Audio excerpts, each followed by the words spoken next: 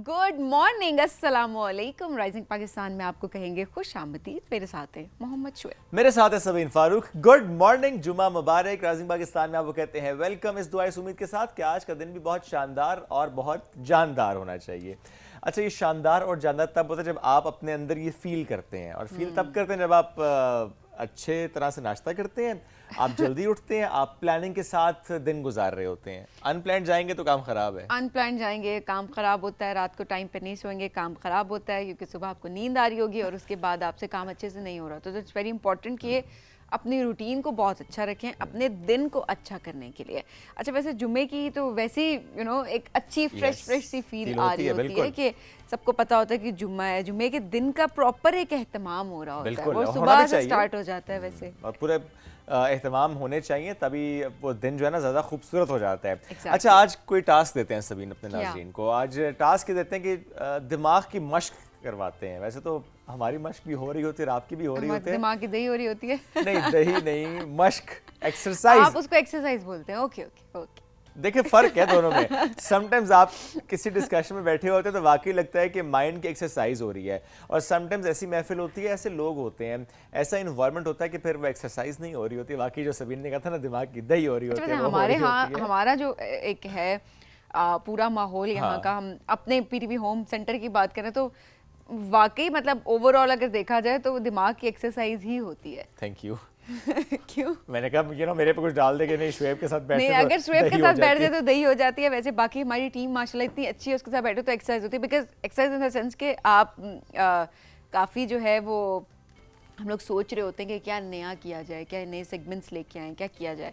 So obviously वो जो discussions होती हैं बड़ी हेल्दी डिस्कशंस होती हैं। तो जी, हेल्दी डिस्कशंस होती हैं, हेल्दी ईटिंग के साथ साथ, हेल्दी ईटिंग के साथ साथ। जी, पराठे, सारी बातें नहीं बताते होते घर की। वैसे वो भी फैमिली मेंबर्स ही हैं हमारे, हम बता सकते हैं। सब तो नहीं बताया मैंने, सिर्फ पराठे तक आगे ब्रेक लगा ली थी। मैंने अभी पराठे से आगे वाले मामला शेयर नहीं किए। दिमाग की मश्क तो बताएं, वही रहेगी। हाँ, दिमाग की मश्क बड़ा जरूरी होता है। अब एक्सरसाइज की जब हम बात करते हैं, खुद एक्सरसाइज करना जरूरी है सो है, लेकिन ये जो ब्रेन है ना, अगर मैं नहीं कहूँगा है, फॉर श्योर है सबका, और इसे इस्तेमाल करना चाहिए, मश्क करनी चाहिए इसकी। हाँ, होता सबके पास है, इस्तेमाल कोई कोई कर। हाँ, तो इस्तेमाल कैसे करना होता है, छोटी छोटी सी एक्सरसाइजेज होती हैं। तो आज सुबह मैं एक वीडियो देख रहा था माइंड एक्सरसाइज से मुतालिक। तो कुछ अल्फाज ऐसे होते हैं, अगर आप उन अल्फाज का इस्तेमाल ज़्यादा करें तो आपके दिमाग की एक्सरसाइज भी हो रही होती है, और आपको मालूम होता है कि वेयर आर यू स्टैंडिंग, यानी वोकैबुलरी में भी, कॉम्प्रिहेंशन में भी, गुफ्तगू में भी। तो जैसे कि कुछ अल्फाज है ना, गोया, चूंकि, क्योंकि, अगर,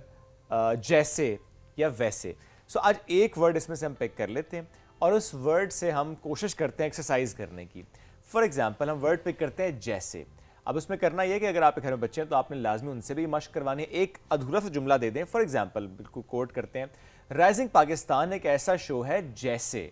अब यहाँ पे मैंने ओपन एंडेड छोड़ दिया है, तो अब आपने इस पे फिल करना है। ज़रा हर बंदा अपने हिसाब से फिल करेगा, हाँ, 2-3 अंदाज से जो आपके दिमाग में आएगा, लेकिन इसमें कोशिश करें कि आपने लफाजी ऐसी हो कि वाकई फिर हमें पढ़ के मजा भी आए। फिर आगे हम प्रोग्राम में आज हम ऐड करेंगे। लोग कहेंगे अच्छा बीच में ऐड करना भूल जाते हैं, हम जरूर ऐड करेंगे, भूलते हम बिल्कुल नहीं है। वक्त की थोड़ी सी किल्लत होती है, तो हमें कोशिश होती है कि सेगमेंट्स को वक्त दिया जाए साथ साथ। तो लेकिन आपके मैसेजेस आज हम ज़रूर शामिल करेंगे। सो आपने सेंटेंस लिख के भेजना है, उसको कंप्लीट करना है जिसके अंदर जैसे का इस्तेमाल हो रहा हो, कि राइजिंग पाकिस्तान एक ऐसा शो है जैसे। हाँ। तो आगे फिल द ब्लैंक। तो आप लोग हमें व्हाट्सएप करें, हम आपके नाम और शहर के साथ प्रोग्राम में पैगामात को शामिल करेंगे। प्रोग्राम में और बहुत कुछ शामिल है जी, बड़े मजे के हमारे पास सेगमेंट्स हैं, बहुत अच्छी बातचीत होने वाली है, और हमेशा की तरह कुछ ऐसे मेहमानों से हम खुद मिलेंगे, आपको मिलवाएंगे, जिनसे हम बहुत कुछ सीख रहे होते हैं। इंस्पिरेशन है for so many of us. उनसे आपकी मुलाकात कराएंगे। तो रहिए हमारे साथ। एक छोटी सी ब्रेक के बाद आ रहे हैं हम वापस। ये है राइजिंग पाकिस्तान।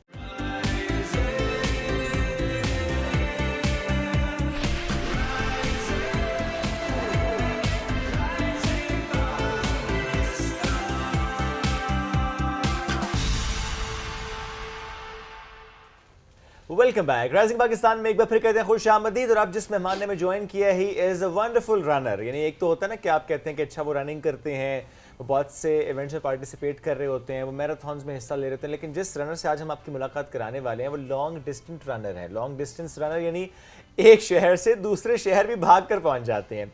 मर्दान से रावलपिंडी 174 किलोमीटर का सफ़र 21 घंटों में भाग कर किया। इस्लामाबाद से 3 बार मरीज आ चुके हैं रनिंग करके। दुबई में, सऊदी अरेबिया में बहुत से पार्टिसिपेशन उनकी है, बहुत से इवेंट्स में, लेकिन इसमें से एक जो इवेंट है उसका हम ज़रूर जिक्र करेंगे जो कि सऊदी अरब में हुआ था। इसमें 50 किलोमीटर की रनिंग भी होती है और 100 किलोमीटर की रनिंग भी होती है। उसमें 78 ममालिक के एथलीट शरीक थे और उनकी जो पोजीशन आई थी वो 13th आई थी ओवरऑल, और अपनी एज कैटेगरी में ही इज़ द बेस्ट, वो टॉप पे थे माशाल्लाह। सो इसके अलावा मागला backyard ultra, Dubai Riyadh marathon, यानी बहुत से इवेंट्स हैं जिसमें उन्होंने पार्टिसिपेट किया है। तो आज हम आपकी मुलाकात कराएंगे फिदा मोहम्मद से, ताल्लुक़ है आपका मरदान से। अस्सलाम वालेकुम जी, कैसे हैं आप? वालेकुम सलाम, अल्हम्दुलिल्लाह, शुक्र अल्लाह का। फिदा साहब बहुत शुक्रिया प्रोग्राम में ज्वाइन करने के लिए। वो शुएब, वो वाली बात होती है जब किसी को कहते हैं ना कि हम आज उस जगह पर, तो बात होती थी कि भाग के आ जाए, तो फिदा साहब ने बहुत ज़्यादा सीरियस लिया इस बात को वाकई कि भाग के आ जाए। बिल्कुल हमने सीरियस इसलिए लिया कि मुझे कुछ हेल्थ इश्यूज़ थे, उसकी वजह से मुझे डॉक्टर ने तजवीज़ किया कि आप जॉगिंग कर लिया करें, वॉक कर लिया करें। उस जॉगिंग और वॉक को लेके बस मैं यहाँ तक पहुँच गया। ये कब की बात है? ये 2017 की बात है। अच्छा, हाँ। 2017 में आपको डॉक्टर ने कहा कि आपकी हेल्थ कंडीशंस ऐसे हैं कि भागना चाहिए। हाँ, मुझे कोलेस्ट्रॉल रेज हो गए थे और मेरा बीपी हाई होने लगा था, तो मोटापा। वैसे तो डॉक्टर्स कहते हैं आप अच्छा हल्की फुल्की वॉक करें, डाइट में एहतियात करें, थोड़ी सी एक्सरसाइज कर लें, तो आपको तो भागने का कहा, आप बहुत ही सीरियस हो गए। मुझे इतना शौक़ चढ़ा कि मैं हफ्ते में 7 दिन ही भागता हूँ। ओके। हाँ, भागते भी हैं और ट्रेनिंग भी हमारी बहुत सख्त होती है, क्योंकि हम पहाड़ों पे ट्रेनिंग करते हैं ज़्यादातर। अच्छा। ज़्यादातर ट्रेनिंग हमारी पहाड़ों पे होती है। मरगला हिल्स जो हमारे पास ही है, इस पे रनिंग करते हैं, तो और दोस्त भी होते हैं, ग्रुप में रनिंग करते हैं। अच्छा, क्या थोड़ा सा हमें एक्सप्लेन भी कीजिएगा कैसे आपने स्टार्ट किया? क्या कोई कम्युनिटीज़ हैं यहाँ पे जिनको आप लोगों ने ज्वाइन किया हुआ है, या आपका वैसे ही शौक़ है तो आप एक शहर से दूसरे शहर चले जाते हैं, आप रनिंग करते हैं? थोड़ा सा हमें एलाबोरेट कीजिएगा इस पूरे प्रोसेस। यहाँ कम्युनिटीज़ है, इस्लामाबाद में भी हैं, लाहौर में भी हैं, आजकल काफ़ी सारे क्लब बने हुए हैं, कराची में भी हैं। तो हम पहली बार जब मैं आया तो एक क्लब को ज्वाइन किया और उसी में काफ़ी सारे एथलीट्स थे। उनकी देखा देखी मेरी रनिंग भी इम्प्रूव हुई और वो क्या कहते हैं उसको, मोटिवेशन भी मिलती रही। ओके। हाँ, तो उसी अच्छा, गाहे बगाहे रेसेस होती थी, रेसेस में जाके ना मुझे पता चला कि इधर तो चार्म है। फिर उसमें फिर पोजीशन आने लगी। और उसके साथ साथ फिर मैंने देखा कि लॉन्ग डिस्टेंस में पाकिस्तान में कोई रनर है नहीं। मैंने वही अपना आदी बनाया उसका और उसी के लिए ट्रेनिंग करता रहा। तो इंटरनेशनली भी जाता रहा, दुबई मैराथन कर चुका हूँ, सऊदीया गया हूँ, रियाज मैराथन इसी फरवरी में, और जनवरी में एक रेस हुई थी अल उला में, ये सऊदीया का एक शहर है। वहाँ वो ये रेस थी रेत के टीलों पे और पहाड़ पे। उसमें मेरी ओवरऑल आई पोजीशन 13 और अपनी एज कैटेगरी में मेरी फर्स्ट पोजीशन थी उसमें। अच्छा, एज अगर हम आपसे पूछें जी, आपकी एज क्या है? 52 मेरी है। 52 साल के इस वक्त आप हैं, लग नहीं रहे 52 साल, इसीलिए कि वो एक्टिव रखा है ना अपने आप को। कितना फर्क होता है। देखें, जो लोग कहते हैं ना हम एजिंग की तरफ जा रहे हैं, वाकई मैंने 30-30 साल के लोगों को 45-45 साल का लगते हुए देखा है। सीरियसली शुएब, 40-45 बूढ़े नहीं होते। मैं ये बता रही हूँ कि अपनी उम्र से 10 साल पहले ज़्यादा लगने का सोचा है। ऐसे कैटेगराइज नहीं करते, नंबर नहीं बयान करते, हम ये कहते हैं कि अपनी एज से 5 या 10 साल या 8 साल ज़्यादा लगते हुए हमने लोगों को देखा है। और उसकी वजह क्या? उसकी वजह ये है लाइफस्टाइल ठीक नहीं होता, भाग दौड़ नहीं होती ज़िंदगी में, एक जगह बैठना होता है, खाना पीना ख़राब होता है, तो जाहिर सी बात है ये सारी चीज़ें फिर आपको ले डूबती हैं कहीं ना कहीं। बट वी सो ग्लैड कि आपने रियलाइज़ किया कि आपकी हेल्थ सबसे ऊपर है, और उसके बाद आपने जो है वो ये प्लान किया कि ठीक है मैं अपनी फ़िटनेस की तरफ जाऊँगा, रनिंग की तरफ जाऊँगा। एक शहर से दूसरे शहर तक भागना, अच्छा अब हम अगर सोचें तो ठीक है फ़िटनेस अपनी जगह पे, बट बहुत मुश्किल हमें लगता है कि ये बहुत मुश्किल चीज़ है। कैसे आप मैनेज करते हैं? क्या चैलेंजेस होते हैं? चैलेंजेस को कबूल ना किया जाए तो इंसान कुछ भी नहीं बन सकता, मैं तो कहता हूँ। तो मेरा एक दोस्त था, उसने मुझे मोटिवेट किया कि यार इधर शहर में तो हम रन करते रहते हैं, पार्क्स में रन करते रहते हैं, क्यों ना निकले पब्लिक में निकले। और उस दिन हमने एक उसके लिए करनी थी awareness, no drugs. Okay. Drugs के हवाले से आगाही देने के लिए हम मर्दान से स्टार्ट हुए और उधर मुजाहिद खान इमिने के हुजरे से और थ्रू आउट द वे आते रहे। सदर रावलपिंडी में हमने स्टॉप। और ये अचानक से प्लान बना था? नहीं, ये 1.5 महीने पहले से हमारा 1.5 महीने पहले प्लान किया, उसकी ज़रा पूरी तैयारी की, फिर ट्रेनिंग करते रहे हैं, उसके लिए ट्रेनिंग करते रहे हैं। खासकर चीज़ें लेनी होती है, शूज़ और सॉक्स और सारे गियर्स लेने सारी होते किट पूरी करनी होती है। ऊपर कितने की। लोग थे जो मर्दान से पिंडी सदर पहुंचे थे? वो हम 4 बंदे थे और 4 में हम 2 पहुंचे थे। अच्छा, तो थोड़ा बताएं ना। अच्छा, मर्दान से स्टार्ट किया, 21 घंटे का ये सफ़र, इसमें कहाँ कहाँ ब्रेक लगाई, कहाँ लगा कि नहीं बस थकावट बहुत ज़्यादा हो गई है? क्योंकि देखें 4 लोग निकलते हैं, पहुँचते 2 हैं, तो 2 हार गए ना हिम्मत। 2 ने हिम्मत जारी रखी। ट्रेनिंग पे डिपेंड करता है, उनकी ट्रेनिंग कम थी। हमने मास्क के लिए रुकते रहे और 2 बार खाने का टाइम आया, 2 बार खाना खाया हमने, बस सिर्फ। नमाज की ब्रेक है और खाने की ब्रेक है और दैट्स इट। हाँ, ये तो मामूली एक रन थी हमारे लिए।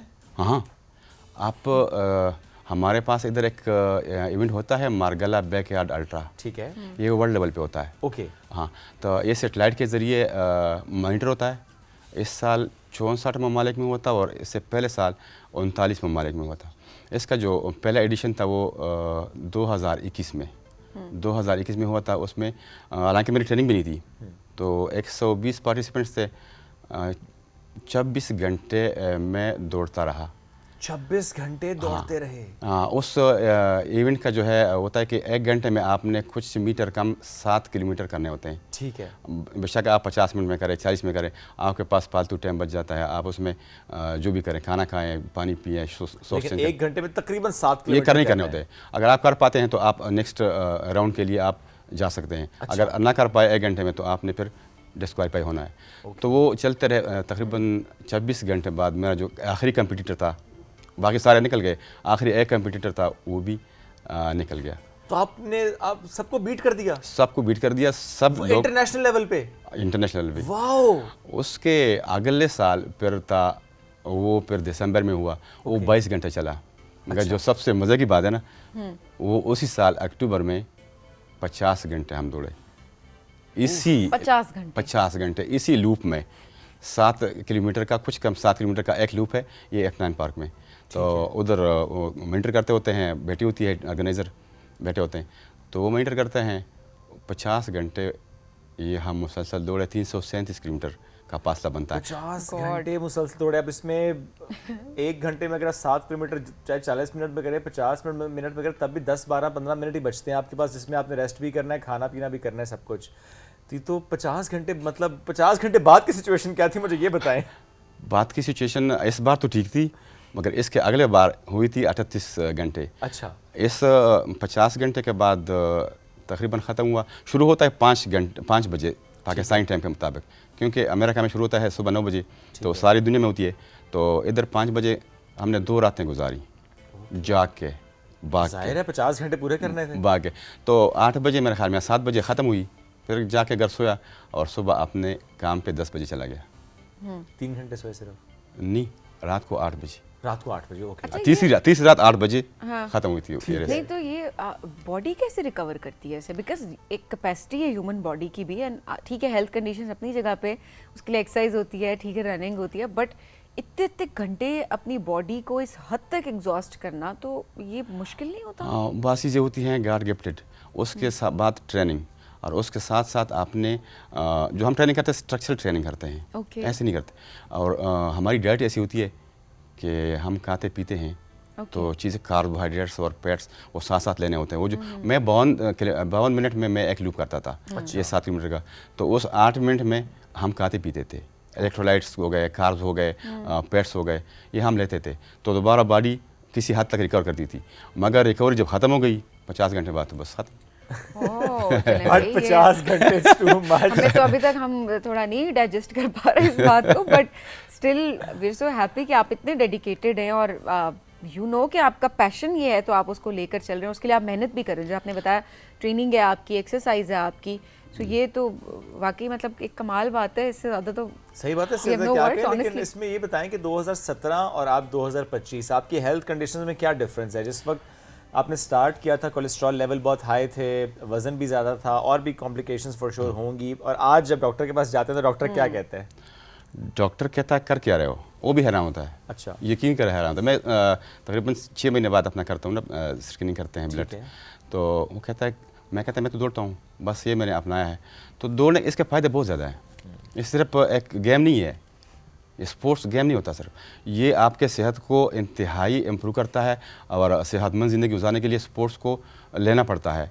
मैं तो कहता हूँ कि हर इंसान को 1 घंटा अपनी ज़िंदगी में, अपने दिन में, ये 23 घंटे अपने ख़ानदान के लिए, मगर 1 घंटा अपने लिए निकालना बहुत चाहिए। जरूरी है। और अपने लिए निकालने का मतलब ये नहीं कि बैठ के रील्स देखें, अपने लिए निकालने का मतलब अपनी हेल्थ पे इन्वेस्ट करें। हमारे यहाँ तो यही होता है। हाँ, ये तो नींद आती है ज़बरदस्त किस्म की, खाना हज़म होता है बेहद। मैं बहुत खाता हूँ। अच्छा, घर वाले दस्तरखान उठाते हैं। अच्छा। मैंने उनको बोला है कि दस्तरखान उठाया करो। नहीं, आप तो कहते हैं मेरी डाइट इतनी, तो आप डाइट फॉलो नहीं कर रहे होते, या जो डाइट में होता है वही ज्यादा? अच्छी डाइट खाते हैं, ज़्यादा खाते हैं। अच्छा, डाइट मतलब ये नहीं। हम इतनी देर से समझ रहे हैं कि डाइट का मतलब ये है कि बड़े कॉन्शियस होते हैं खाने में और डाइटिंग। हाँ, तो conscious ही होते हैं ना। नहीं, वो कह रहे हैं कि डाइट का ज्यादा मतलब खाने ये के है कि conscious। ज्यादा खाते हैं। अच्छा, एक टाइम की नाश्ते में कितने पराठे खाते हैं या क्या खाते हैं? पराठा नहीं खाता, क्या खाते हैं? मैं अंडे खाता हूँ नाश्ते में, सिर्फ अंडे खाते हैं? चलिए कितने पूरे दिन अंडे की रूटीन बताएं, पूरे दिन में आप क्या खाते हैं? मैं 5-6 अंडे खाता हूँ सुबह, उबले हुए या कभी कभी वो जर्दी करते के हैं। साथ? हाँ, तो दोपहर का घर में जो चीज़ बनी होती है वो इस्तेमाल करता हूँ। रात को मीट का मैं बहुत शौकीन हूँ, गोश्त का बहुत शौकीन हूँ, बहुत ज़्यादा। अच्छा। और साथ तू गोश्त खाता हूँ। ये चीज़ होती वो है। जिस तरह बता रहे हैं ना, वो नजर आ रहा है कि उनके इस वक्त उनकी आंखों के सामने भी गोश्त ही आ रहा है। मैं बहुत शौकीन हूँ, बहुत। अच्छा, कितनी एक टाइम पे कितनी रोटियां खा लेते हैं, ये मैं पूछना चाहती रोटी पटाने वाली रोटी होती है, तंदूर वाली बड़ी होती है। हूँ। नॉर्मल जो तो रोटी- नॉर्मल जो होता है ना अपना तंदूर वाली, ये वाली, ये 3 खाता हूँ। खमीरी 3 रोटियां खा हाँ, लेते हैं। ठीक है, मुनासिब है। खमीरी 3 होती रोटियां? है। हाँ, इसलिए मुनासिब है कि ज़रा रनिंग करनी है ना, एक्सरसाइज करनी ओके, है। एंड रात पे कितनी Trainings। रोटियां खाते हैं? रात में 2 खाता हूँ, रात में सालन दो ज़्यादा खाते होता हैं। है। तो आप इतना तो नहीं खाते, ये तो सालन नॉर्मल ज़्यादा होता है। नहीं, आप गौर करें कि उनकी प्रोटीन डाइट बेहतर है, वो गोश्त ज्यादा खा रहे हैं, सालन ज्यादा खा रहे हैं, वो कार्ब्स वो कम कम तो नहीं कह सकते 3 So, रोटियों में, दिन में- लेकिन मुनासिब है। दिन में चलता भागते रहता हैं है ना। हाँ। दिन में चलता रहता है, इसलिए कि और बिकॉज आप जो खाते हैं वो फिर आप जितनी आपकी ट्रेनिंग होती है और जितना आप भाग रहे होते हैं तो वो ज़्यादा बर्न उसके हो लिए कम जाते है, हैं ना। ज़्यादा नहीं ये।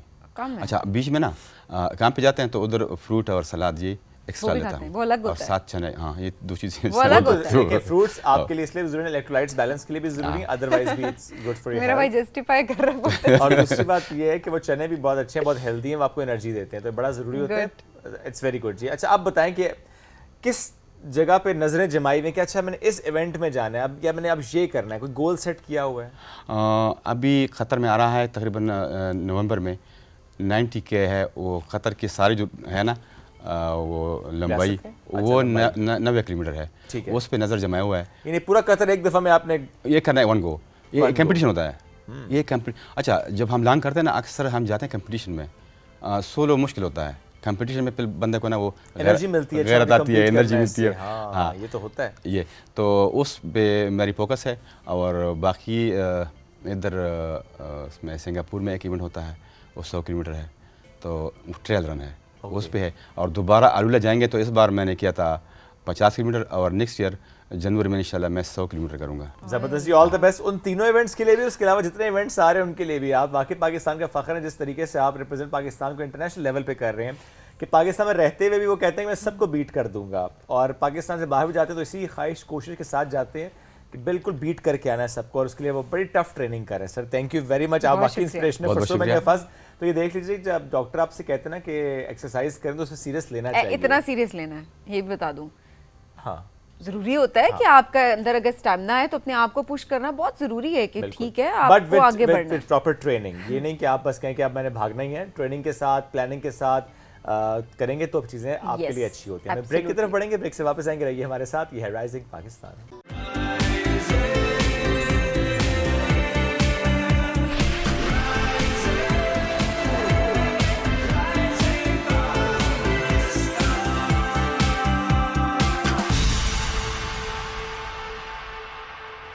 वेलकम बैक जी राइजिंग पाकिस्तान में। आपको कहेंगे खुश आमदीद।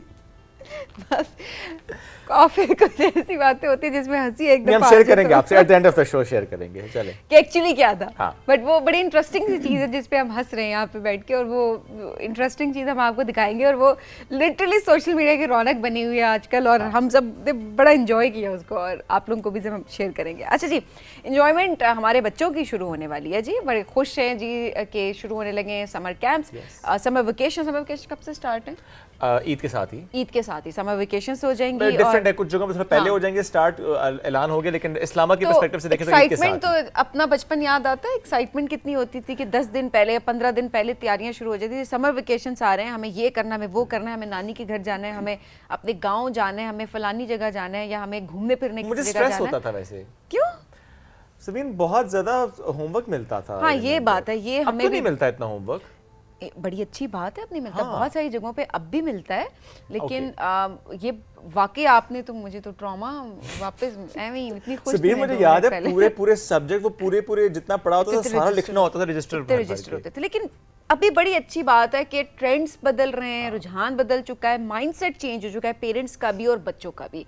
सो अब होते हैं जी समर कैंप्स जो हम देख रहे हैं। हमारे समर कैंप्स जो होते थे ना, उसमें ये होता था कि एक्स्ट्रा कोर्स कैसे लेना है पढ़ाई कैसे हो सकती है, ग्रेड्स को कैसे बेहतर कर सकते हैं, तो हम समर कैंप्स उनको कहते थे। अब जो समर कैंप्स है वो एक्चुअली समर कैंप्स होते हैं जिसमें बहुत ज़्यादा आपको चीज़ें सिखाई जा रही होती हैं, एक्स्ट्रा करिकुलर एक्टिविटीज़ की तरफ ले जाया जा रहा होता है, बच्चों का इंटरेस्ट डेवलप किया जा रहा होता है। सो ये एक बड़ी इंटरेस्टिंग चीज़ होती है और पेरेंट्स भी ढूंढ रहे होते हैं कि उनके करीबी जगह पर कौन सा कैंप है जहाँ पर बच्चों को ज्वाइन करवाया जाए, जैसे बच्चे मसरूफ भी रहें 2-3 महीने और एट द सेम टाइम बच्चे कुछ सीख रहे हैं। स्कूल्स बहुत अच्छे शुएब समर कैंप्स ऑर्गेनाइज कर रहे होते हैं, बहुत से इदारे करते हैं, बल्कि मैं तो इस्लामाबाद पुलिस का देख रहा था सबीन के इस बार बड़ा अच्छा समर कैंप वो ऑर्गेनाइज कराने वाले हैं जिसमें बहुत कुछ है। तो बहुत से इदारे हैं जो कि करवा रहे होते हैं।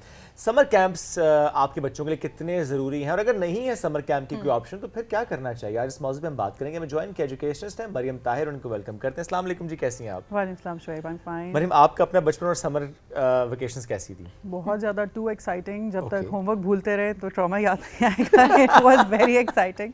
आई थिंक हम लोग मोस्टली लास्ट मोमेंट तक छोड़ देते होते थे होमवर्क। सही बात है, आखिरी में हफ्ते में करते थे, लास्ट वीक। बिल्कुल, अगर 2.5 डेज रिक्वायर्ड हैं तो थर्ड तक नहीं जाती थी बात। बिल्कुल सही कह रही हैं। ऐसी तो अभी भी आई थिंक बच्चों को बहुत ज़्यादा एक्साइटमेंट होती है समर्स, ऑल्दो हीट बहुत ज़्यादा है, लेकिन फिर भी summer camps and everything that you are saying उसकी वजह से एक्साइटमेंट तो है।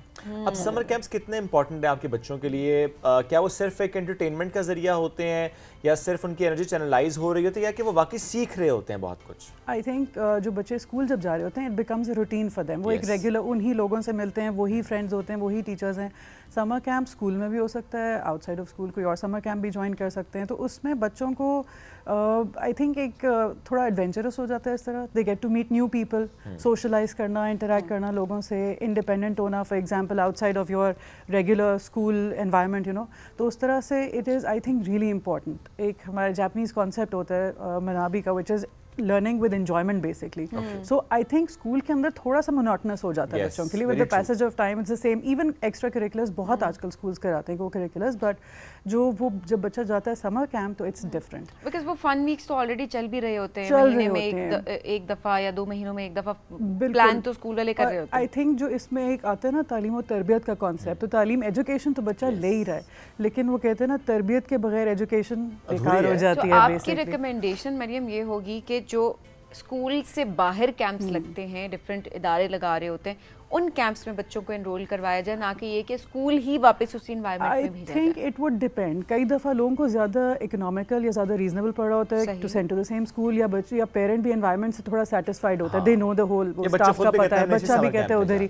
और कई दफ़ा आप बच्चे को चाह रहे होते हैं कि वो बिल्कुल इंडिपेंडेंट या वो इस तरह हो, या लेकिन जो जिनके साथ वो रोज़ इंटरेक्ट कर रहा है वो डिफरेंट है। आपने जब बच्चे को समझाना है कि when they are going to go outside and deal with different kind of people, मैं अपने बेटे को कहूँगी फॉर एग्जांपल कि how to deal with girls, या बेटी को बताऊँगी कि you have to you know how you have to maintain your manners और वट एवर।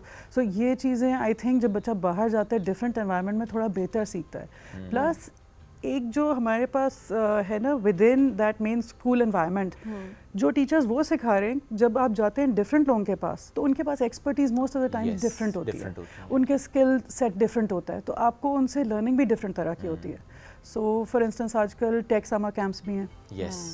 अब वो वाले बच्चे भी हैं जिनसे मैं अपनी बेटी को कहूँ कि स्क्रीन यूज़ नहीं करनी, 1 घंटे बाद वो हाथ नहीं लगाएगी, but if my son can find the gadget, जब तक उसको सामने नज़र आता रहेगा यूज़ होता रहेगा। आई थिंक कुछ पेरेंट्स कहते हैं टेक समर कैंप्स में प्रॉब्लम ये है कि बच्चा फिर स्क्रीन पे है, अगर वो ऐप डेवलप कर रहा है, गेम डेवलप कर रहा है, वो फिर आके स्क्रीन पे है ना मरियम। देखें उसमें if you are learning some please, उसमें बेनिफिट ये कि जिस बच्चे का वैसे ऑफ स्क्रीन नहीं रख सकते, at least he be learning something using that screen, not just you know reels तो नहीं स्क्रॉल कर रहा होगा, एटलीस्ट वो सीख रहा होगा। हाँ, वो प्रोडक्टिव हो टाइम में भी आई थिंक वो ज़्यादा इंपॉर्टेंट ये है ना कि वो जो रील्स हैं वो आपको ज़्यादा तंग कर रही हैं, यूट्यूब आपको ज़्यादा डिस्टर्ब कर रही है। इफ़ मेरे ख्याल में तो अगर कोई एक कंस्ट्रक्टिव गेम भी आप खेल रहे हैं, कुछ गेम्स ऐसे हैं जो कि वाकई कंस्ट्रक्टिव नहीं है, लेकिन कुछ गेम्स ऐसे हैं जो कि वाकई आपको क्रिएटिव भी कर रही होती है, तो अगर आप वो गेम्स खेलें विच इज़ फाइन, और अगर आप टेक वाली बात जो आप कर रही हैं, जैसे कोडिंग है, रोबोटिक्स है, these are like becoming necessities now. तो वो तो कहते हैं जो just a few years away कि जब ये सब्जेक्ट्स कंपल्सरी में आ जाएंगे फॉर एग्जांपल।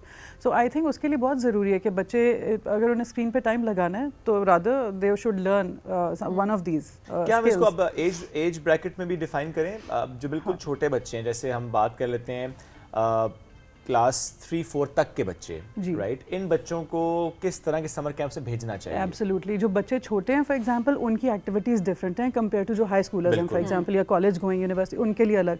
तो जो छोटे बच्चे हैं उनके लिए आई थिंक उनको कोई स्किल सिखा दी, कोई स्विमिंग वगैरह, या for example they are very you know essential also. उसके अलावा जो वो कर सकते हैं, आई थिंक आज जर्नलिंग होती है, रीडिंग पे बच्चों को आप लगे, but do not give them like really big books. उनको कोई अचीवेबल सा टारगेट दें, ब्रिंग देम, और उनके अपने भी रहे, वो इन्फॉर्मेशन के साथ भी हो। आई थिंक आपको बहुत सारे हमारे पास बुक्स में ऑप्शंस अवेलेबल हैं। We can get brand new books, we can get slightly used books, we can get many different types. और बच्चों को लेके जाएं book stores, let them choose the books themselves, whichever is their own interest। Parents तो कहेंगे कि हम तो क्या क्या क्या थक गए, पर बच्चों का इंटरेस्ट नहीं, फिर उनको नहीं होता, पेरेंट्स का अपना इंटरेस्ट नहीं होता, बच्चों का क्या होगा? ये तो that is one of the major factors कि जो ऑब्वियसली जो आपको टीच कर रहा है या जो आपको सिखा रहा है उसका तो वो तो ये वाकई लेकिन जो आपने किताब की आदत बच्चे को अगर डालनी है तो बहुत छोटी एज से शुरू हो जाती है। जिस तरह उन बच्चों में किताब की आदत बहुत ज़्यादा मैंने देखी है जो जिनको बेड टाइम स्टोरीज सुनाई जा रही होती बिल्कुल ऐसी है कि बुक है, स्टोरी बुक है, और उससे स्टोरी पढ़ के बच्चे को सोने से पहले रात को पेरेंट्स प्रॉपर टाइम देकर सुलाते। उन बच्चों के अंदर ये हैबिट अच्छी खासी देखी है मैंने एज कम्पेयर टू वो बच्चे जो कि कभी किताब नहीं करते। देखी आप नहीं उनको बेशक अ पैराग्राफ और 5 sentences व्हाटएवर आप रीड करें साथ मिलके, analyse them with your children कि इसमें ये जो व्हाटएवर इज हैपनिंग, तो what do you think, what was the moral of the story, how did this affect this family, या जो भी कैरेक्टर्स हैं फॉर एग्जांपल, उनकी तभी तो आप उनको सिखाएंगे फॉर इंस्टेंस कि इसमें से राइट क्या था, रॉन्ग क्या था फॉर इंस्टेंस। अब एक इशू ये भी आ जाता है कि बच्चों को अगर लेट्स सपोज एक टेक समर कैंप है, आप उस पे बच्चे को आपने इनरोल करवा दिया। हमारे बच्चे आजकल अटेंशन स्पैन क्योंकि इतना कम है, आपके बच्चे भी आप रिलेट कर सकते होंगे इससे कि ये चीज़ बहुत ज़्यादा होती है कि बच्चे इंटरेस्ट लूज कर जाते हैं 10 दिन के अंदर, 15 दिन के अंदर, दैट्स इट। तो 3 महीने के लिए बच्चे को एक चीज़ में इन्वॉल्व करना ही बड़ा मुश्किल है। समर कैंप का जो मेन बेनिफिट है ना वो ये है कि स्कूल के अंदर वो एजुकेशन पे सबसे ज़्यादा फोकस है। फॉर इंस्टेंस इसके अंदर you can choose what your child likes. अगर मेरे बच्चे को आर्ट का ज़्यादा शौक है फॉर एग्जाम्पल, तो मैं उसको आर्ट की डिफरेंट तरह की चीज़ें सिखाऊंगी। और एक देखें इसमें एक इकोनॉमिक फैक्टर भी आता है। Not everybody is able to afford summer camps. कई दफ़ा सिबलिंग्स भी बहुत ज़्यादा होते हैं, लाइक 4-5 किड्स फॉर एग्जाम्पल। एक नेबरहुड कैंप का भी कॉन्सेप्ट होता है। सो अगर कहीं कुछ जगह नेबरहुड ज़्यादा स्ट्रॉन्ग बॉन्ड नहीं होता, जहाँ पे है उनको लिए ये ऑप्शन है कि वो अपने नेबर्स के साथ डिसाइड कर सकते हैं जो जिस फॉर एग्जांपल किसी के पेरेंट हैं जो आर्ट में ज़्यादा अच्छे हैं, किसी के पेरेंट हैं जो फॉर एग्जांपल उनको कोई और स्किल कोई सिखा सकते हैं। For instance let's say cooking होगी, लेट्स से फॉर एग्जांपल कोई लाइफ स्किल्स इतने इंपॉर्टेंट हैं बच्चों के लिए। कोई मैं कहती हूँ किसी एक दिन कोई बड़ा सिबलिंग या फादर टायर चेंज करना सिखा दे, अगर कोई बच्चा फॉर एग्जांपल कॉलेज में, उसको पता होनी चाहिए चीज़ें। सो यू नो नेबर्स को डिवाइड दीज टास्क्स। तो ये नेबरहुड कैंप भी हो सकता है। आपके डिपेंड करता है आपका सोशल सर्कल क्या है। If it is let's say cousins और रिलेटिव्स आपके ज़्यादा क्लोज हैं या फ्रेंड्स की फैमिलीज ज़्यादा क्लोज हैं, उनके साथ you could just make this up. तो आपका वो वाला कंसर्न भी इसमें रिजॉल्व हो जाता है कि different things they are doing. So make a plan for them, like first week of your summer break या first 2 weeks will be art, next 2 weeks अच्छा जैसे जर्नलिंग है। आजकल बच्चों को इतना बेनिफिट है, जो इंटरेस्ट लूज करने की हम बात कर रहे थे, ब्लॉगिंग, इतनी ज़्यादा ऑप्शंस हैं। You could make video blogs, you could write journals. हाँ, टास्क दें और वो बच्चे करें, अपने प्रोजेक्ट्स कंप्लीट करें। और जो बड़े बच्चे हैं फॉर एग्जांपल कॉलेज, उनको मैं थोड़ा सा कहूँगी ये टाइम वेस्ट ना करें, ठीक है, बिकॉज ऑफ हैं, इन्जॉय भी कर लें। They should do internships. उसमें I tell you what is the main reason there to do internships. हमारे यहाँ पहले बच्चा क्वालिफाई करता है, तुमने इंजीनियर बनना है, और उसके बाद वो जॉब में जाता है और पता चलता है कि इंजीनियर्स करते क्या हैं। This is the other way around. He first has to figure out if I become an engineer, मुझे करना क्या होगा रोजाना। बिकॉज जो रोजाना उसने करना है वो फिगर आउट सबसे एंड पे कर रहा है. So it's extremely important that first he figures out. तो बच्चे को डिफरेंट इंटर्नशिप्स दें. फॉर एग्जाम्पल अगर उसका मेडिसिन में इंटरेस्ट है, एक दफ़ा उसको मेडिसिन के लिए भेज दें. हॉस्पिटल्स में ऑफर होती है इंटर्नशिप्स, वो ऑब्जर्व तो करेगा ना what are doctors doing all day. उसको अगर आर्किटेक्चर में इंटरेस्ट है उसको किसी आर्किटेक्ट फर्म में कराएं, so he can see for instance. ये आपके प्रोफाइल पे भी जाते हैं, दे नो कि आपने ऑलरेडी इतना डाइवर्स एक्सपोजर है बच्चे का, उसको हेल्प करते और हैं. आपको देखें यही इंटर्नशिप फिर फ़ायदा देगी आपको अगली स्टडीज़ में भी. एग्जैक्टली. अच्छा, इसमें अगेन थोड़े एंटरटेनमेंट वाले पर्सपेक्टिव से आ जाता हूँ. फॉर मी दैट्स एंटरटेनमेंट ना. हॉर्स राइडिंग या स्विमिंग है या ताइक्वांडो है या बहुत सी और एक्टिविटीज़ होती हैं कि बच्चे इन स्किल्स की तरफ भी जा रहे होते हैं. उनका शौक भी था. सबने पेरेंट्स भी चाहते हैं कि अच्छा बच्चे इन स्किल्स की तरफ जाएं. ठीक है, पढ़ तो रहे हैं ऑलरेडी, वो घर में भी पढ़ा लेंगे, बट थोड़ा स्किल सेट भी इंप्रूव होना चाहिए. ये कितने इंपॉर्टेंट होते हैं? बहुत ज़्यादा इंपॉर्टेंट है. आपने ये मेंशन किया, उसमें आई थिंक कुछ एक तो हो जाते हैं जो टाइकोंडो या स्विमिंग या हॉर्स राइडिंग फॉर एग्जांपल, ये भी है. फिर स्पोर्ट्स हैं फॉर इंस्टेंस, तो आप कंट्री को भी जो भी आप सीख रहे हो आप बेनिफिट करते हो. बट स्पोर्ट्स में क्रिकेट की एकेडमीज हैं, आप वहां पे बच्चों को लेकर क्रिकेट जाएं. है, फुटबॉल है, सो मच. और आप अगर अगेन अगर आप ज्वाइन नहीं कर पा रहे हो, आप फ्रेंड्स मिलके एक फॉर एग्जांपल ग्रुप बना सकते हो. You could do it every day. और फिर भी अगर कोई कंस्ट्रेंट है तो हाइकिंग है फॉर एग्जांपल, नेचर वॉक्स होते हैं, उसके अंदर भी बहुत सारी लर्निंग होती है. You could collect different kinds of leaves, insects. उसके ऊपर भी you could do some research. Parks के अंदर आपकी सोसाइटी में, कम्युनिटी में कोई भी पार्क अवेलेबल है, बिकॉज हम अफोर्डेबल उसकी तरफ भी जा रहे हैं कि आपको पे ना करना पड़े या कुछ भी. तो देखिए ये चीज़ होती है कि आपने प्लान किस तरह करना है, आपकी प्लानिंग पे डिपेंड करता है. और उसके साथ साथ ये है कि अपने बच्चे का इंटरेस्ट किस तरीके से डेवलप रखना है. सो काफ़ी सारी टिप्स जो हम शेयर कर सकते थे वो गाहे बगाहे हम शेयर करते भी रहेंगे. हम टिप्स ही शेयर कर सकते हैं. I think it's very important also to add के प्लीज बच्चों को मूवीज देखने से और एंजॉय करने से मत रोकेगा समर ब्रेक में. This is when they actually get to do that. Papers चल रहे हैं, उसके बाद थोड़ा सा ब्रेक चाहिए. Madam, thank you very much for joining us today. बड़ा इंपॉर्टेंट टॉपिक इसलिए भी हमने आज रखा ताकि आपको टाइम मिल जाए आपको सोचने के लिए भी कि पहले आपने खुद सोचना है अच्छा क्या क्या ऑप्शंस हैं आपके लिमिटेड रिसोर्सेज में रहते हुए भी. फिर आपने बच्चों से शेयर करने होते हैं, अच्छा ये ऑप्शन है, क्या करना चाहते हो. और ये ज़रूरी नहीं कि 2.5 महीने 3 महीने आपने वो करना है. आप 1 महीने के लिए भी चूज़ कर सकते हैं उसको, किसी एक एक्टिविटी को, ताकि बच्चा कुछ सीख ले इस समर ब्रेक में. एक ब्रेक की तरफ बढ़ेंगे, वापस आएंगे. रहिए हमारे साथ. ये है राइजिंग पाकिस्तान.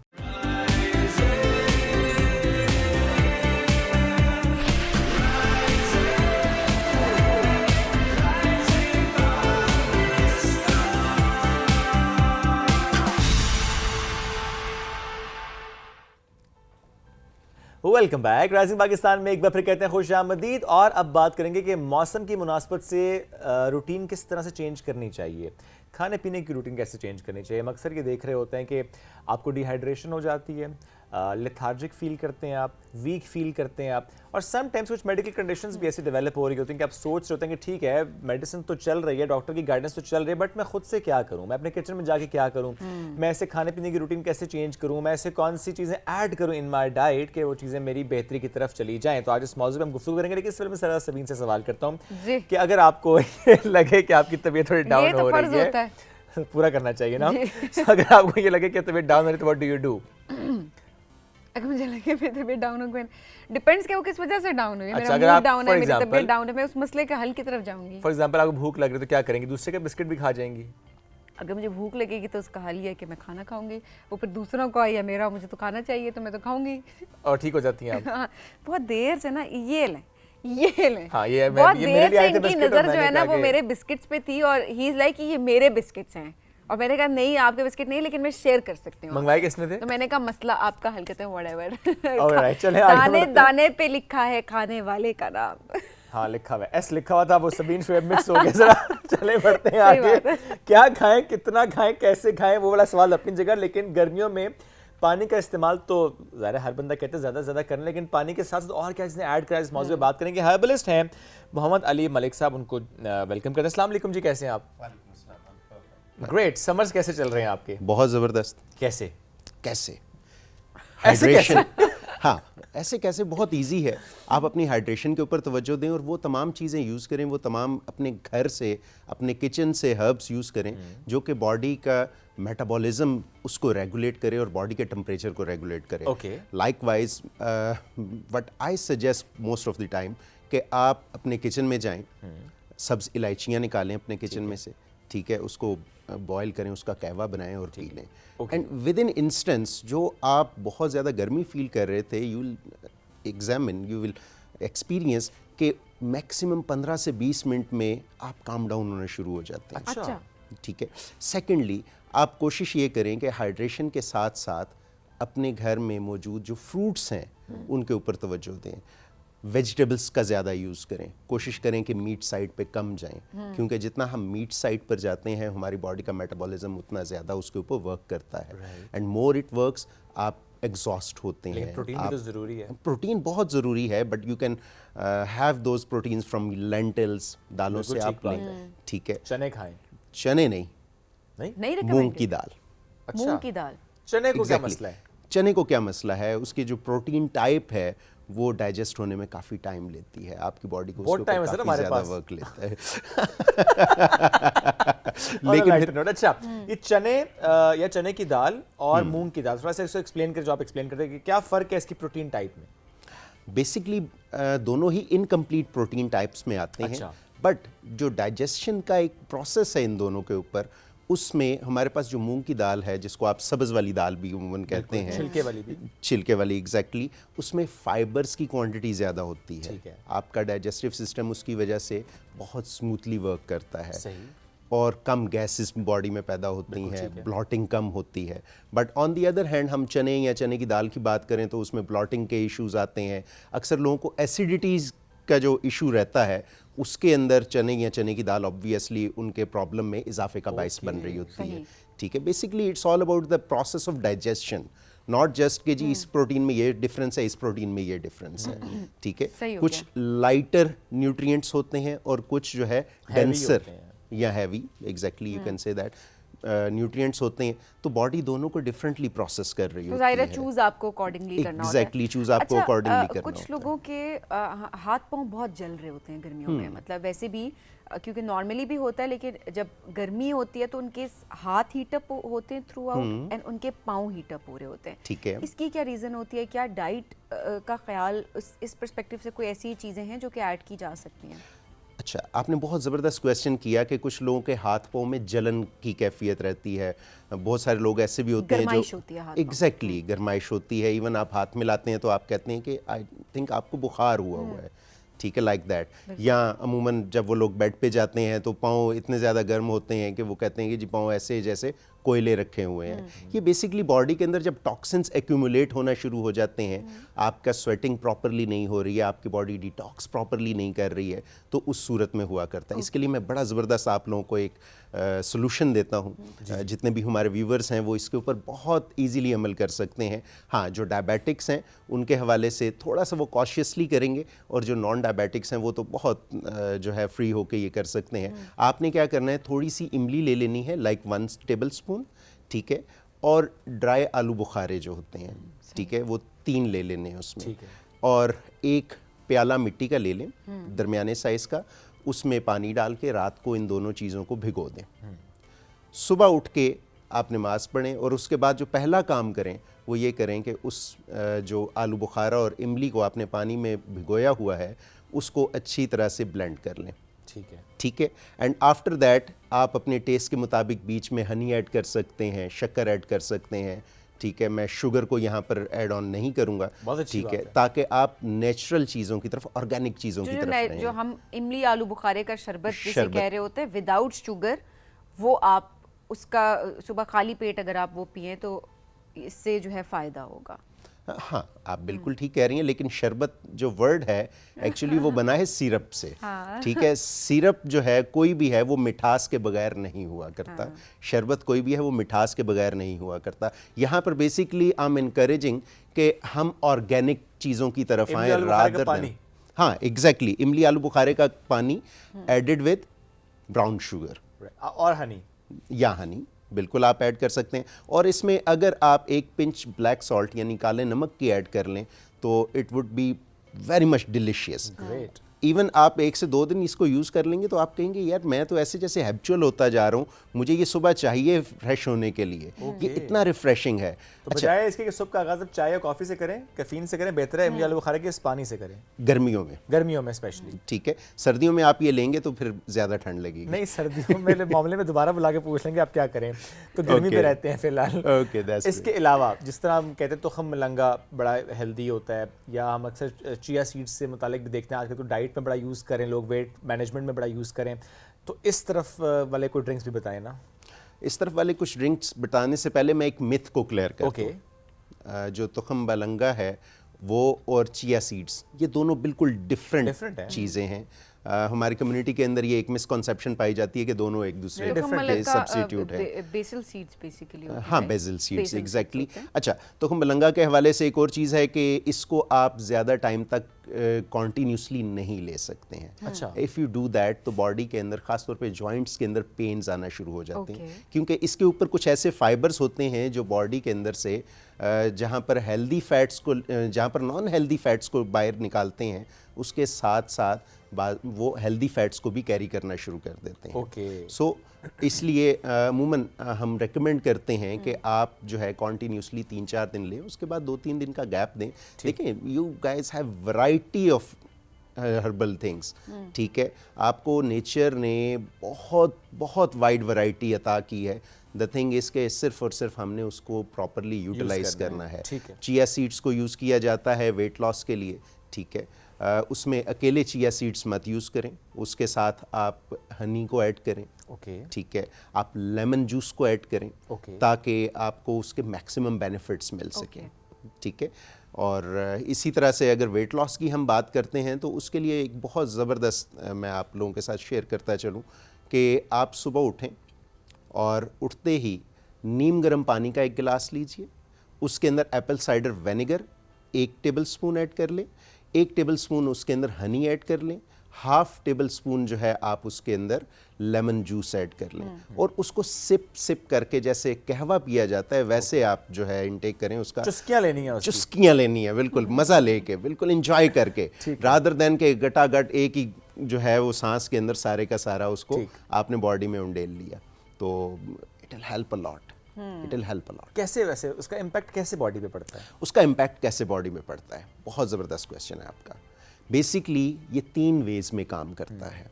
नंबर 1, आपका डाइजेशन जो है उसको इम्प्रूव करता है। सेकेंडली, आपकी बॉडी के मेटाबॉलिज्म को फौरी तौर पे एलिवेट कर देता है।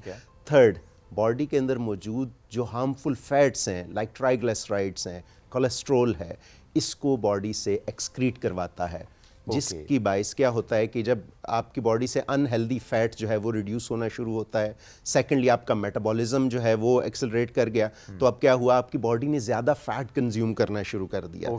आपकी बॉडी लेस कार्बोहाइड्रेट्स को बॉडी के अंदर रोक के रखेगी, स्टोर करेगी।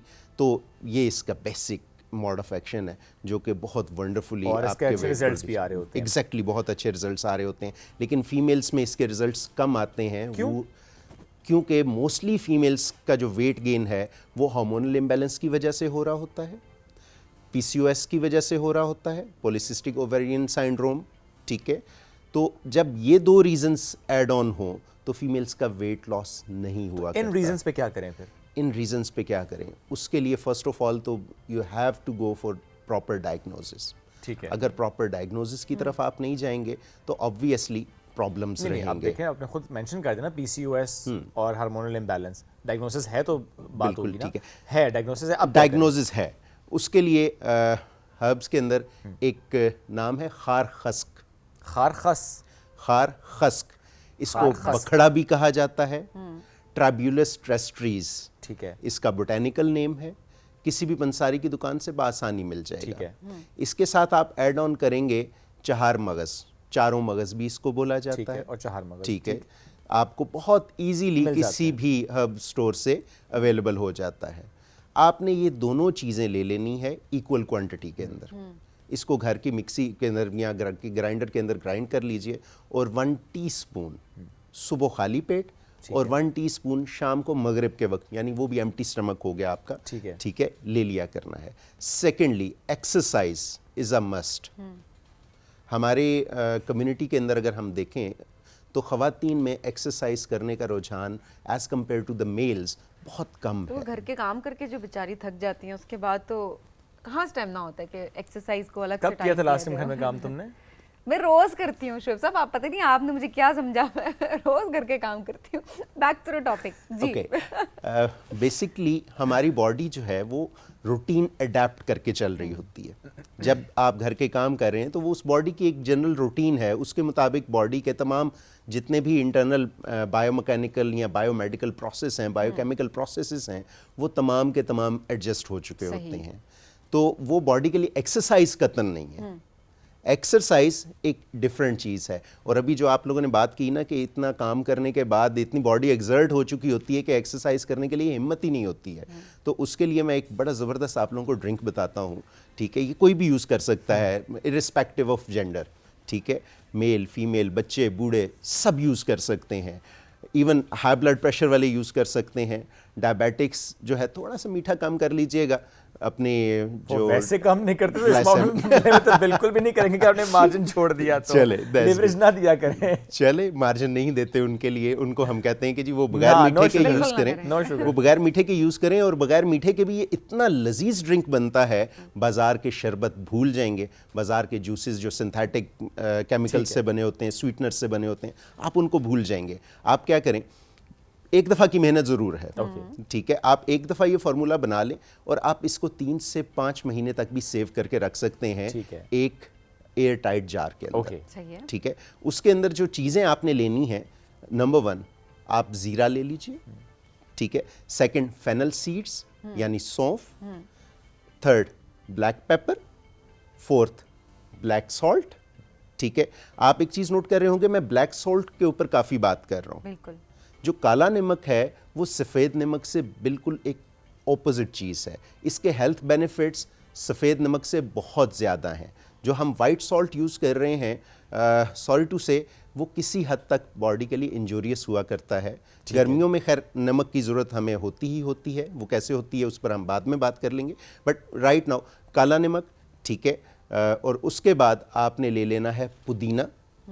ठीक है, पुदीना आप ड्राई लेंगे। यहाँ पे आपने करना क्या है कि ये 5 चीज़ें आपके पास आ गई।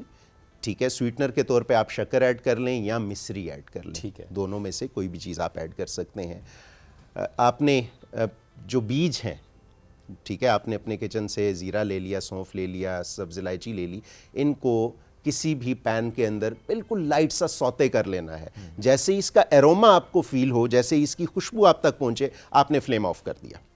ठीक है, एंड आफ्टर दैट क्या होगा कि बेसिकली ये बायो एक्टिव फॉर्म में कन्वर्ट हो जाएगा। इसके अंदर जो ऑयल सब्सटेंसेस हैं, वोल्टाइल ऑयल है, वो एक्टिवेट हो जाएगा। ठीक है, अगर इसको हम एक्टिवेट नहीं करेंगे तो फिर हम वो हेल्थ बेनिफिट्स नहीं ले सकते जो कि हमें गर्मियों में चाहिए। ठीक है, तो आपने क्या किया, इन तीनों चीज़ों को सौते कर लिया। उसके बाद ब्लैक पेपर उसमें ऐड कर ली। फ्लेम ऑफ करने के बाद, फ्लेम ऑन में ब्लैक पेपर ऐड नहीं करेंगे हम।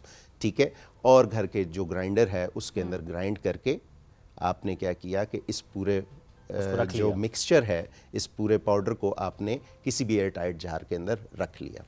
अब जब भी आपने मशरूब बनाना है मज़ेदार सा, तो क्या करेंगे कि आप 1 टेबल स्पून इस पाउडर का लेंगे, 1 गिलास ठंडे पानी के अंदर ऐड करें और उसमें अपनी टेस्ट के मुताबिक शुगर ऐड कर लें। सॉरी, शुगर नहीं, ऑर्गेनिक, गो ऑर्गेनिक ना। हाँ एग्जैक्टली, तो ऑर्गेनिक स्वीटनेस जो है वो आप ऐड कर लें और उसके बाद जो है मजेदार आप ड्रिंक पिए। हर ड्रिंक में आपने ये डालना है। और देखिए छोटी-छोटी, और आप इतना इसको एंजॉय करेंगे कि आप बाकी सारे ड्रिंक्स को और छोड़ इसके देंगे। हेल्थ बेनिफिट्स बहुत ज्यादा। वक्त बड़ा मुख्तसर था, लेकिन आपने बड़ा अच्छा इसको एक्सप्लेन भी कर दिया। और इसके अलावा भी जो आपने एक्सप्लेन किया वो सारे आपने ट्राई भी करने हैं और फिर हमसे फीडबैक शेयर भी करना है। हमें ब्रेक की तरफ बढ़ना है। ब्रेक से वापस आएंगे, रहिए हमारे साथ। ये है राइजिंग पाकिस्तान।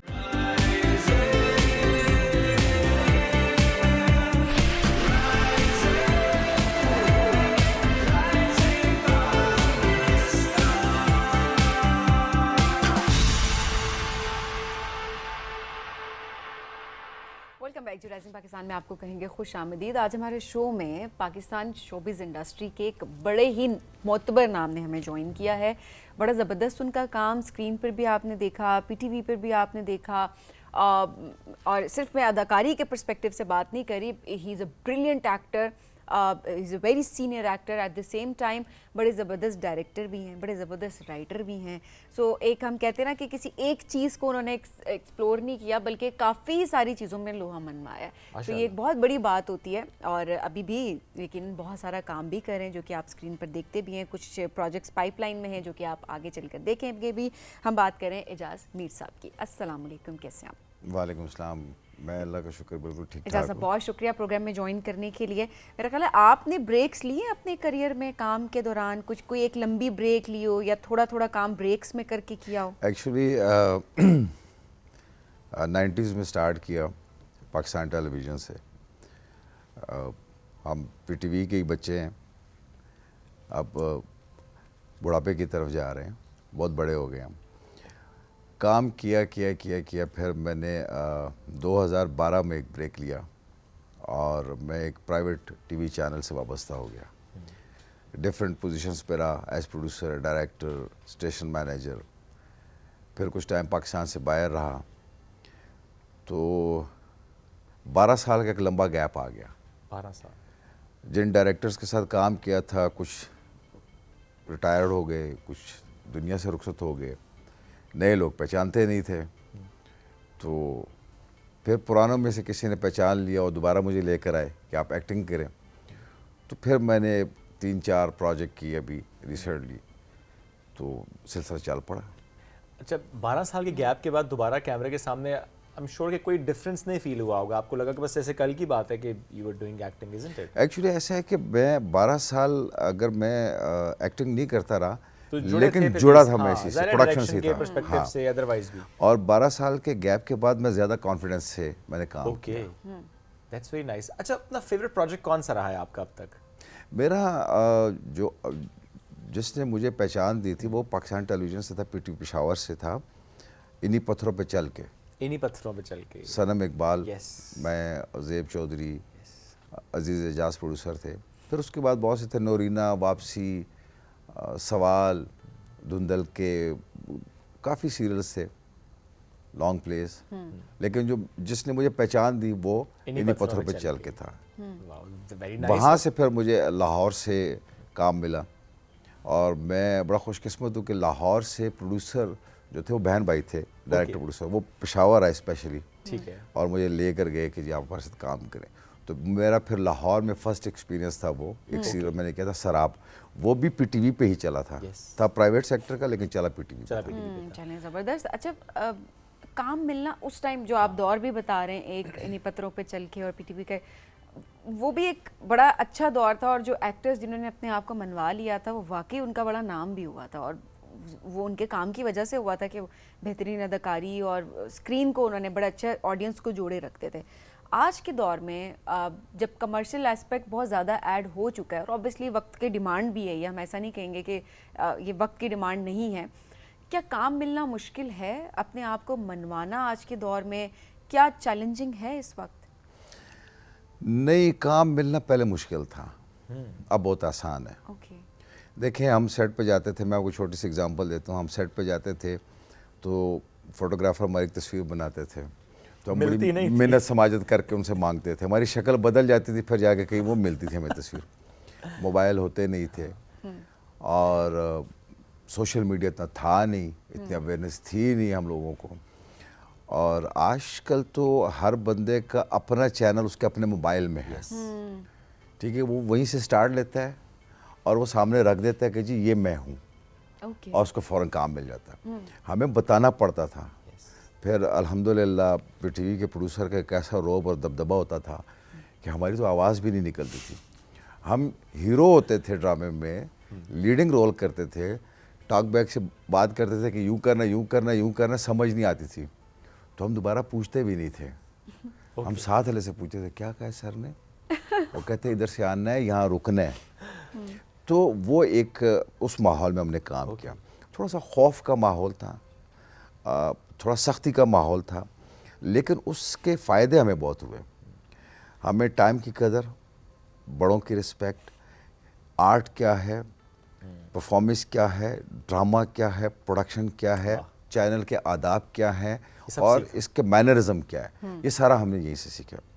आजकल तो बेबी के लिए अम्ब्रेला लाओ, पानी की बोतल लाओ, और बाबा कॉफी के लिए भी लाते हैं, बाबा वैसे के लिए भी लाओ। बेबी के लिए नहीं अब लाते तो थोड़ा सा वो बाबा के लिए भी आए तो बेबी जो है ना वो बिस्किट खा जाती है। बाबा से उनके भी बड़े नखरे हैं आजकल, आप सेट पे जाकर तो देखें, फिर नखरे वो स्टारडम ये बड़े पूछते हैं ना कि हाँ, ये जो नखरे वाली बात है, अब सबके नखरे नजर आते हैं सेट पे। मैं पता है मैं बड़ा हैरान हूँ और परेशान भी हूँ। जिसका जितना नखरा है उसकी उतनी डिमांड है। अच्छा, फिर तो वो नखरा जान के रखते होंगे। जिसका जितना नखरा है उसकी उतनी बड़ी दुकान है। आप जितना आईजी से काम करो, जितनी कमिटमेंट से काम करो, आपका कोई इशू नहीं है सेट पे, आप गैर ज़रूरी एक्टर हो। ये क्यों है वैसे सोच? ये तो बड़ी गलत सोच है। देखिए, मैं आपको छोटी सी एग्जांपल देता हूँ। मैं बहुत सा काम छोड़ देता हूँ पैसों की वजह से। एजाज साहब ये कैरेक्टर है, बड़ा इम्पोर्टेंट है और ड्रामे में इसकी बड़ी एक अपनी जगह है और आपने ये करना है। ठीक है जी, क्या बजट क्या है? बजट ही काम है भाई। जब इतना इम्पोर्टेंट कैरेक्टर है, इसके ड्रामे में एक बड़ी जगह है इस कैरेक्टर की, तो इसका बजट क्यों नहीं है? तो वो एक मोनोपोली सी है। आप देखिए, आप एक घर बनाते हैं, एक बिल्डिंग बनाते हैं, ठीक है, तो क्या उसमें एक खूबसूरत विंडो का कोई कमाल नहीं है? क्या उसके किसी रोशनदान का या उसके किसी टेरेस का? तो आप 4 एक्टर लेकर एक बिल्डिंग खड़ी करते हैं, तो जो उसके साथ उन एक्टरों को ले के चलते हैं, जो उनको सपोर्ट करते हैं, बात है। जो उनको उनके काम को खूबसूरत करते हैं, उनकी कोई वैल्यू नहीं होती है। तो ये एक मोनोपोली सी है। और मैं तो चूँकि मुझे एक्सपीरियंस रहा है 12 साल काम न करने का, तो मैं बाकी ज़िंदगी भी अगर काम न करूँ, स्क्रीन पे ना हो, तो मुझे कोई इशू नहीं है। मेरा शौक़ जो था वो मुकम्मल हो चुका। सही बात है।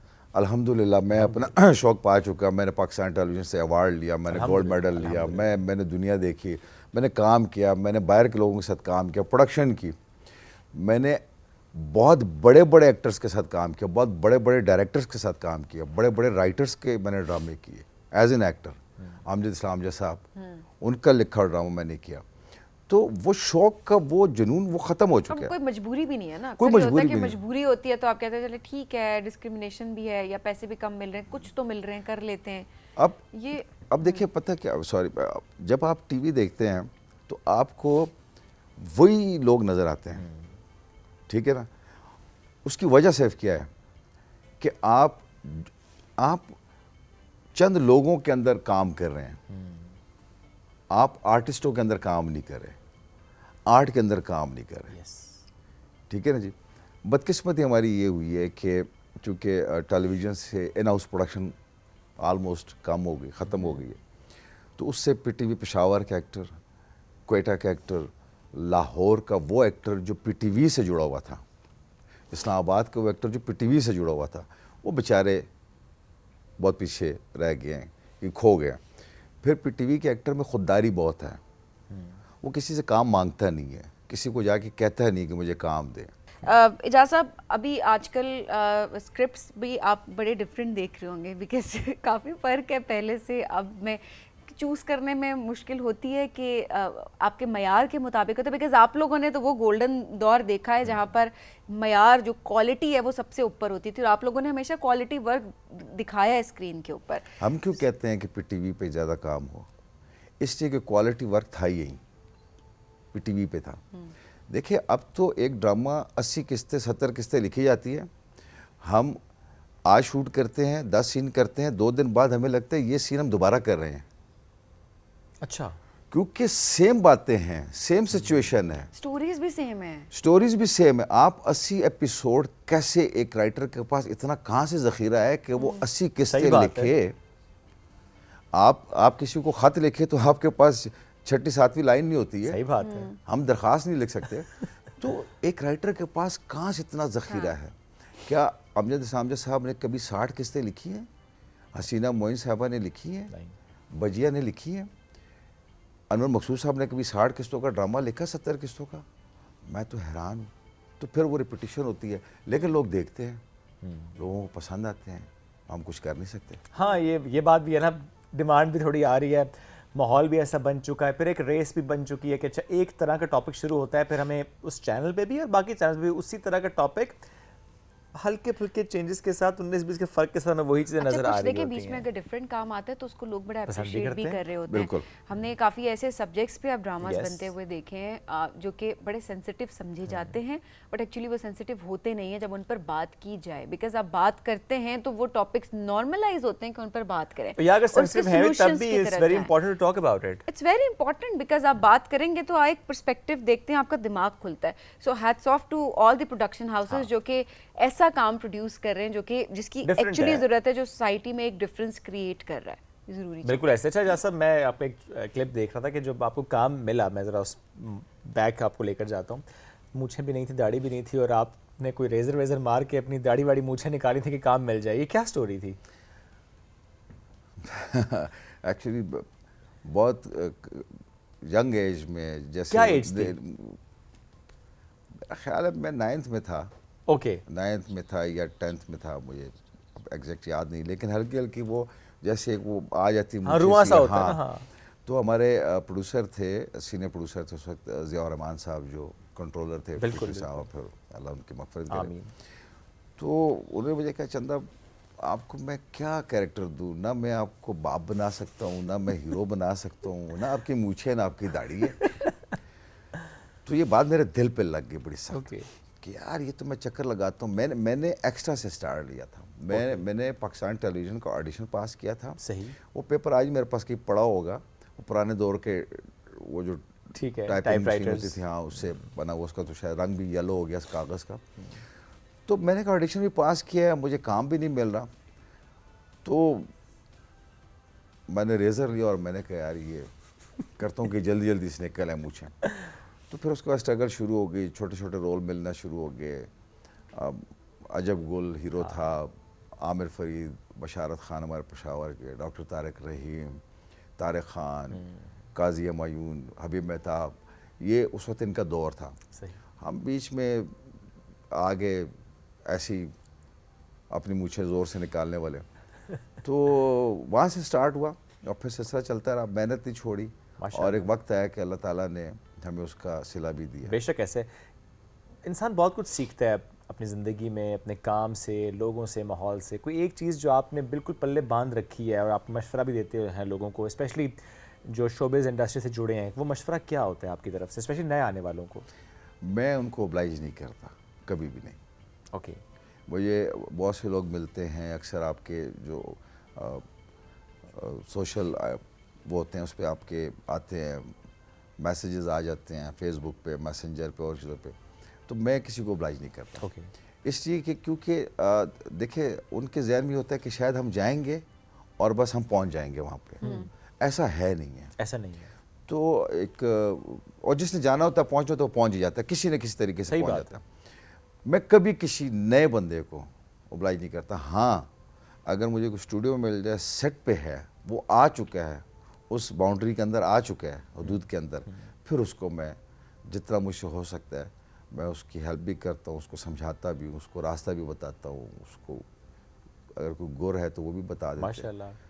अदरवाइज़ नहीं, अगर वो गेट से बाहर है तो उसको मैं बाहर ही रहने देता हूँ कि बाहर ही ठीक हो।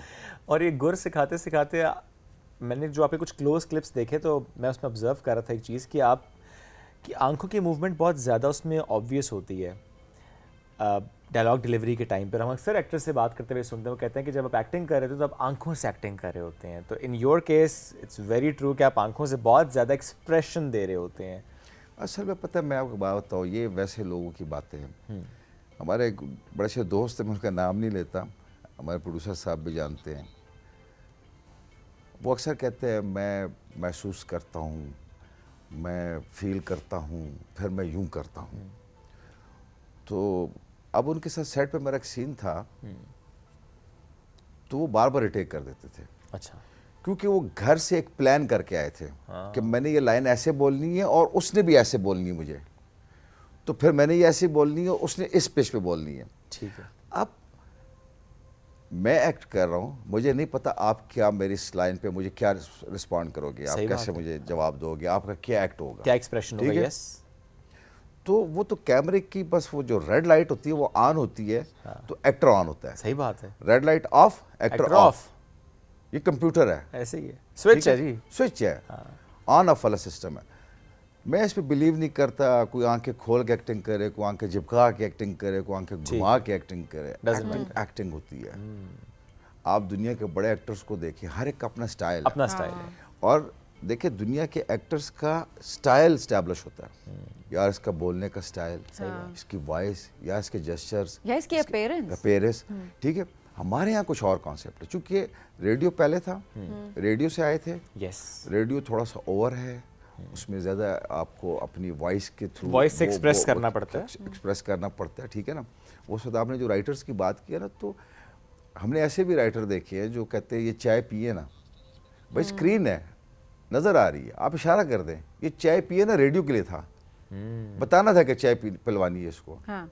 ठीक है ना, बैठ जाएं, ये रेडियो के लिए था, हाँ। ये टेलीविजन के लिए नहीं था। टेलीविजन के लिए नहीं टेलीविजन के लिए आपका एक जेस्चर है, आपने इशारा किया, वो बैठ गया, लोग देख रहे, स्क्रीन है। यस।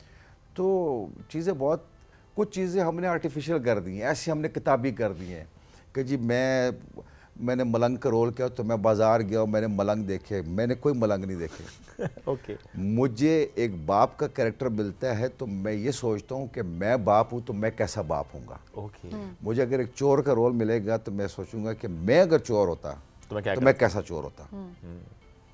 तो वो ज़ाहिर है हर एक का अपना अपना तरीका है, अपना अपना और तरीका है। अपना तरीका आपने भी वारदात है। और ज़ाहिर है आपने भी अपना एक स्टाइल हमेशा से नेचुरली जो आपका स्टाइल डेवलप हुआ था, आपने उसी को आगे कैरी ऑन किया। एंड बड़ा ज़बरदस्त एजाज साहब, once again thank you so much for coming. हमें बहुत अच्छा लगा कि वाकई आप अपने घर में वापस आए, हम आपको वेलकम भी किया करें, या आपका ही घर है, यहाँ से आपने शुरू किया, बिल्कुल। और बेहतरीन आपका काम अभी तक जो ऑडियंस को भी पसंद आता है। अल्लाह बहुत हमेशा शुक्रिया। आपको इज़्ज़त में इजाफा करे जी। बहुत शुक्रिया एजाज साहब साथ मौजूद थे। आप नाज़रीन, हमें ब्रेक नहीं, आपसे इजाज़त लेनी है। अपना ख्याल भी रखिएगा, फीडबैक इस शो से मुतालिक ज़रूर दीजिएगा। दोबारा मुलाकात कल करेंगे। अल्लाह हाफ़िज़।